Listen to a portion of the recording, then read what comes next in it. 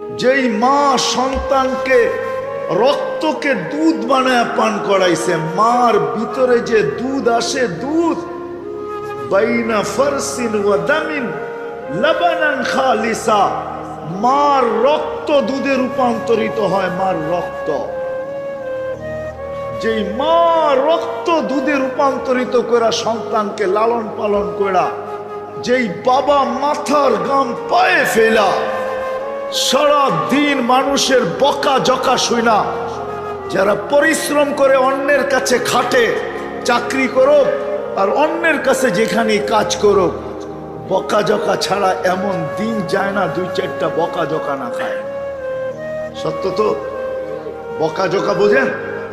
হ্যাঁ হ্যাঁ, হায় হায়, এই এলাকার অটোওয়ালা পাওয়া যাবে মাসের ভিতরে 2-4-10টা থাপ্পড় খাইও বাড়িতে ফিরে না, ফিরে না। হ্যাঁ, কি যুবক রাগ হয়ে গেল? হ্যাঁ, 19-20 হইলে তো তোমরা লাগায় দাও, ঠিক না? কি লাগাও না?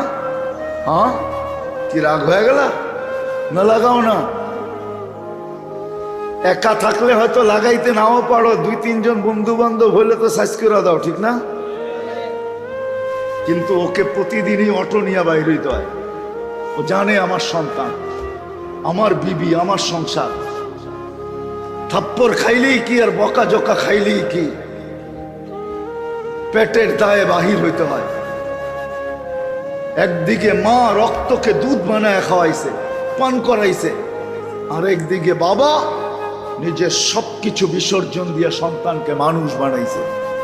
ওই সন্তান দিন না থাকার কারণে মা বাবাকে বৃদ্ধাশ্রমে ছেড়া আসে না, ছেড়া আসে না? নাই বৃদ্ধাশ্রম? হয়তো 2500-এ নাই, ঢাকা শহরে ডজনের উপরে আছে, মনে হয় 2500-ও আছে। বৃদ্ধাশ্রম এখন ভালো ব্যবসা। সন্তান মা বাবাকে বৃদ্ধাশ্রমে রেখে আসে কেন?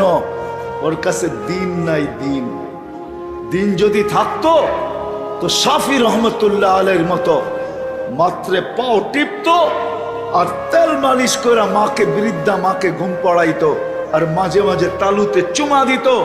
খুশিতে মা বলতো, বেটা পায়ের তালুতে চুমা, তো জবাব দিত, আমি আমার জান্নাতে চুমা দিয়া স্বাদ নিতেছি, স্বাদ, জান্নাতের স্বাদ নিতেছি। আজকে আমাদের প্রয়োজন হলো দিন, আর কিচ্ছু প্রয়োজন না।